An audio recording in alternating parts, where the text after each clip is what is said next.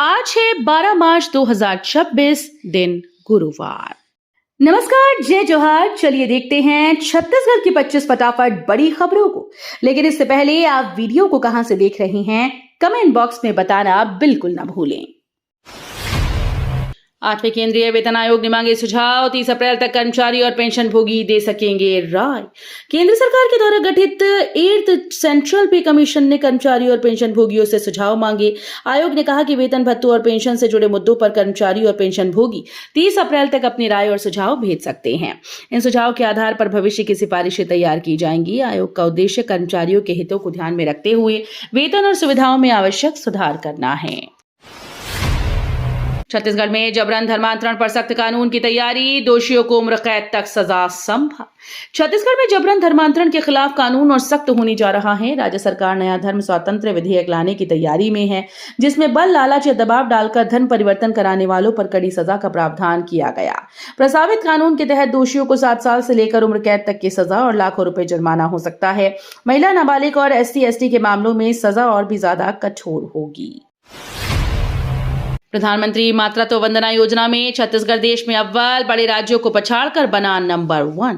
प्रधानमंत्री मातृत्व वंदना योजना के क्रियान्वयन में छत्तीसगढ़ ने शानदार प्रदर्शन करते हुए देश में पहला स्थान हासिल किया।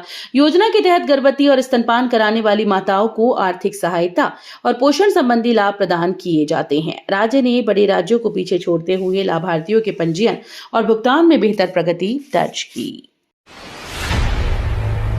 108 नक्सलियों के सरेंडर पर सीएम विष्णुदेव का बयान। बोले, बस्तर में विश्वास जीत रहा।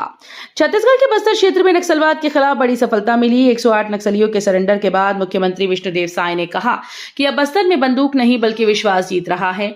उन्होंने इसे सरकार की विकास और पुनर्वास नीतियों का सकारात्मक परिणाम बताया। सीएम ने कहा कि मुख्यधारा में लौटने वाले नक्सलियों को सरकार हर संभव सहायता देगी। छत्तीसगढ़ के बलरामपुर में अफीम की अवैध खेती का खुलासा। पुलिस ने 5 आरोपियों को गिरफ्तार किया। छत्तीसगढ़ के बलरामपुर जिले में पुलिस ने बड़ी कार्रवाई करते हुए अवैध अफीम की खेती का खुलासा किया। सूचना के आधार पर पुलिस और प्रशासन की टीम ने संयुक्त रूप से छापेमारी कर खेतों में उगाई गई अफीम की फसल को नष्ट किया। इस कार्रवाई के दौरान पुलिस ने 5 आरोपियों को गिरफ्तार किया। अधिकारियों के मुताबिक लंबे समय से इलाके में गुप्त रूप से अफीम की खेती की जा रही थी। फिलहाल पुलिस आरोपियों से पूछताछ कर रही है। भूपेश सरकार ने नेशनल हेराल्ड को 4.24 करोड़ का विज्ञापन। अब कार्रवाई की तैयारी में साय सरकार। छत्तीसगढ़ में भूपेश बघेल सरकार के कार्यकाल के दौरान नेशनल हेराल्ड अखबार को 4 करोड़ 24 लाख रुपए के विज्ञापन दिए जाने का मामला सामने आया। इस खुलासे के बाद प्रदेश की साय सरकार ने पूरे मामले की जांच के संकेत दिए। सरकार का कहना है कि विज्ञापन वितरण में नियमों का पालन हुआ या नहीं, इसकी जांच कराई जाएगी। यदि किसी प्रकार की अनियमितता पाई जाती है तो जिम्मेदार अधिकारियों और संबंधित लोगों के खिलाफ कार्रवाई की जाएगी। छत्तीसगढ़ में LPG पेट्रोल डीजल का पर्याप्त स्टॉक। शिकायत के लिए टोल फ्री नंबर जारी। छत्तीसगढ़ में LPG पेट्रोल डीजल की उपलब्धता को लेकर सरकार ने स्थिति स्पष्ट की है। राज्य के खाद्य सचिव टोपेश्वर वर्मा ने बताया कि प्रदेश में ईंधन का पर्याप्त स्टॉक मौजूद है। आपूर्ति व्यवस्था पूरी तरह से सामान्य है। आम लोगों को किसी भी तरह की घबराहट या अनावश्यक खरीदारी करने की जरूरत नहीं। साथ ही किसी भी तरह की कमी, ओवरचार्जिंग या शिकायत की स्थिति में उपभोक्ताओं के लिए टोल फ्री नंबर भी जारी किया गया है। छत्तीसगढ़ में बड़ी गर्मी। दुर्ग, राजनांदगांव सबसे गर्म जिले। 20 मार्च तक तापमान 40 पार संभव। छत्तीसगढ़ में गर्मी का असर तेजी से बढ़ने लगा। मौसम विभाग के अनुसार दुर्ग और राजनांदगांव प्रदेश के सबसे गर्म जिले रहे, जहां तापमान लगातार बढ़ता जा रहा है। दिन में तेज धूप और गर्म हवाओं के कारण लोगों को काफी परेशानी का सामना करना पड़ा। मौसम वैज्ञानिकों का अनुमान है कि यदि स्थिति सही बनी रही तो 20 मार्च तक प्रदेश के कई इलाकों में तापमान 40 डिग्री सेल्सियस के पार पहुंच सकता है। नक्सलियों के दम से 3.61 करोड़ नकद, 1 किलो सोना और 101 घातक हथियार बरामद। सुरक्षा बलों ने नक्सलियों के खिलाफ बड़ी कार्रवाई करते हुए उनके गुप्त डंप से भारी मात्रा में सामान बरामद किया। तलाशी अभियान के दौरान 3 करोड़ 61 लाख रुपए नकद, करीब 1 किलो सोना और AK-47 समेत 101 घातक हथियार जब्त किए गए। अधिकारियों के मुताबिक ये अब तक की सबसे बड़ी बरामदगी मानी जा रही है। सुरक्षा बलों को लंबे समय से इस डंप की जानकारी मिल रही थी। राष्ट्रपति के कथित अपमान पर सीएम साय ने ममता बनर्जी को लिखा पत्र, कहा मातृशक्ति का सम्मान जरूरी।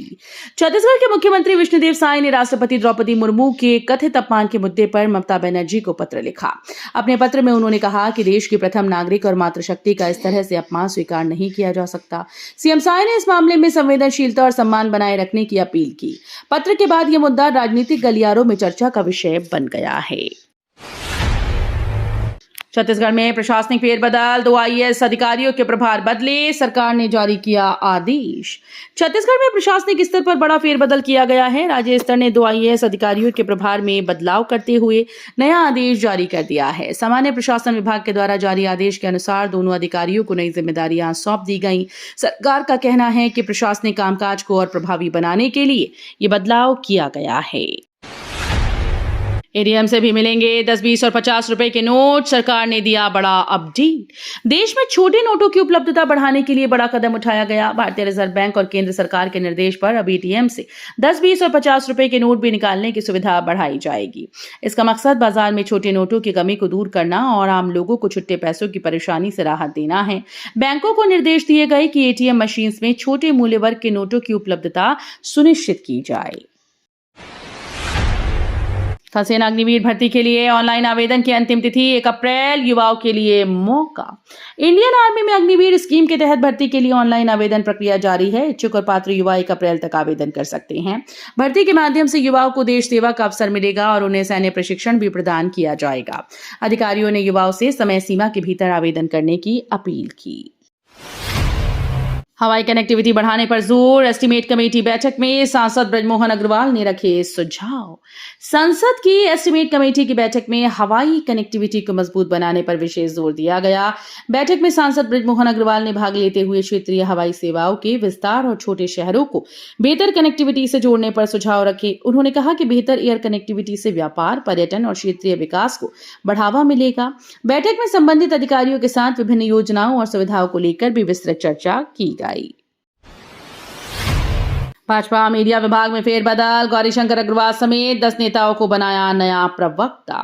छत्तीसगढ़ में भारतीय जनता पार्टी ने अपने मीडिया विभाग में बड़ा फेरबदल किया। पार्टी ने वरिष्ठ नेता गौरीशंकर अग्रवाल समेत कुल 10 नेताओं को नया प्रवक्ता नियुक्त किया है। इस फैसले के साथ संगठन ने मीडिया प्रबंधन को और मजबूत करने की कोशिश की।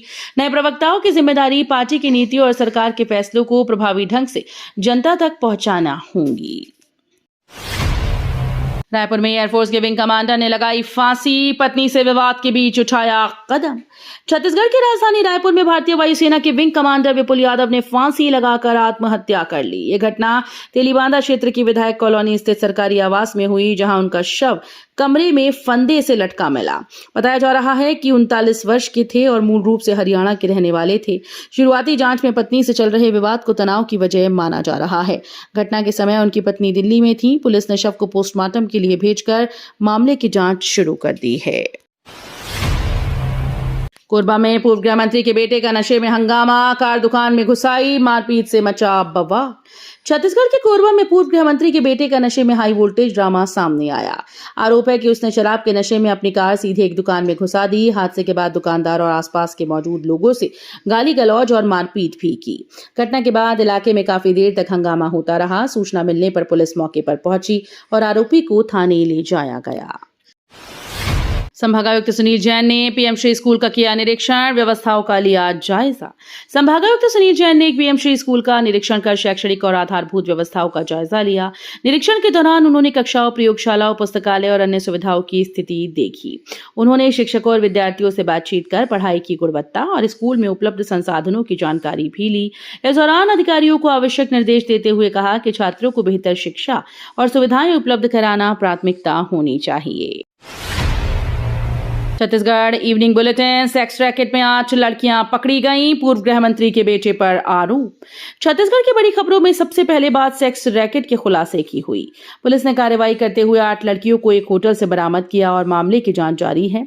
वहीं दूसरी खबर में पूर्व गृह मंत्री के बेटे पर दबंगई और विवाद का आरोप लगा, जिसको लेकर राजनीतिक माहौल गर्मा गया है। बस्तर में नशे के खिलाफ बड़ी कार्रवाई, पुलिस ने 51 लाख का गांजा पकड़ा, 2 तस्कर गिरफ्तार। छत्तीसगढ़ के बस्तर जिले में नशे के कारोबार के खिलाफ पुलिस ने बड़ी कार्रवाई की है। विशेष अभियान के तहत पुलिस ने करीब 51 लाख रुपए कीमत का गांजा पकड़ा है। इस दौरान तस्करी में शामिल 2 आरोपियों को भी गिरफ्तार किया गया। गुप्त सूचना के आधार पर कार्रवाई करते हुए पुलिस ने उन्हें दबोच लिया।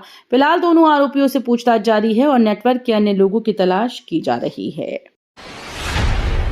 गरीब बच्चों की पढ़ाई से शुरू हुआ सफर, ज्योति अग्रवाल का मॉडर्न एजुकेशन संघ संस्कृति पर जोर। समाज सेवा की भावना से शुरू हुआ एक छोटा सा प्रयास आज कई बच्चों के भविष्य को संवार रहा है।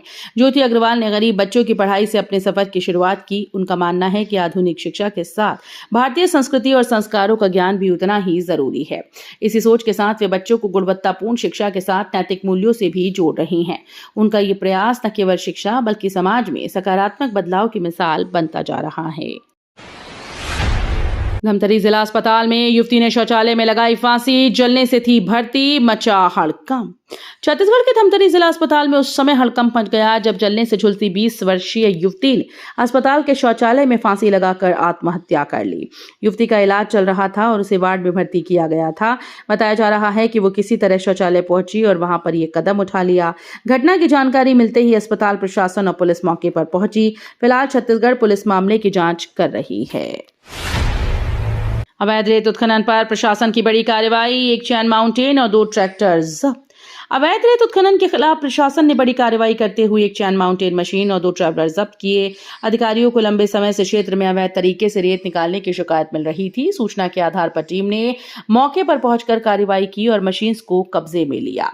प्रशासन ने यह साफ किया कि अवैध खनन करने वालों के खिलाफ सख्त कार्रवाई जारी रहेगी। छत्तीसगढ़ में कोल कारोबारियों पर आईटी रेड, बिलासपुर जांजगीर में घर ऑफिस समेत कई ठिकानों पर छापा। छत्तीसगढ़ में कोयला कारोबार से जुड़े कारोबारियों पर आयकर विभाग की बड़ी कार्रवाई सामने आई। बिलासपुर में फिल ग्रुप के घर और दफ्तर समेत कई ठिकानों पर आईटी की टीम ने दबिश दी। वहीं जांजगीर चांपा जिले में तिरुपति मिनरल्स के ऑफिस में भी मारा गया छापा। बताया जा रहा है कि टैक्स चोरी और वित्तीय लेन देन से जुड़े दस्तावेजों की जांच जारी है। ग्रुप डी रिजल्ट और कट ऑफ पर बड़ी खुशखबरी, जल्द जारी हो सकती है मेरिट सूची। ग्रुप डी भर्ती परीक्षा देने वाले लाखों अभ्यर्थियों के लिए बड़ी खबर सामने आई। रिपोर्ट्स के मुताबिक स्टाफ सिलेक्शन कमीशन जल्द ही ग्रुप डी यानी कि जीडी कांस्टेबल का रिजल्ट और कट ऑफ जारी कर सकता है। रिजल्ट जारी होते ही अभ्यर्थी आधिकारिक वेबसाइट पर जाकर अपना स्कोर और मेरिट लिस्ट देख सकेंगे। अनुमान है कि सामान्य वर्ग के लिए कट ऑफ करीब 135 से 145 अंकों के बीच रह सकती है। तो ये थी आज की बड़ी खबरें। अगर आपको न्यूज पसंद आई हो तो वीडियो को लाइक और शेयर करना बिल्कुल ना भूलें। धन्यवाद।